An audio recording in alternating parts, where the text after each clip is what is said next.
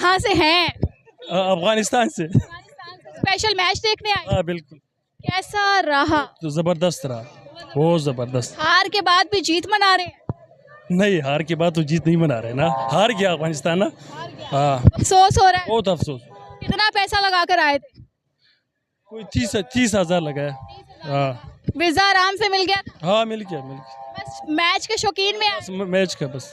आज जो नदामत हुई है अफगानिस्तान को, वो क्वालिफाई नहीं हो सका, तो नसीम शाह के छिक्के पे अफसोस हुआ था या आज हारने पे? आज हारने के नसीम शाह भी, वो भी पठान है, पश्तून है ना। अच्छा, हाँ, तो उनके छिक्कों पे अफसोस नहीं? नहीं हुआ, आज बहुत अफसोस हुआ। आज बड़ा अफसोस हुआ।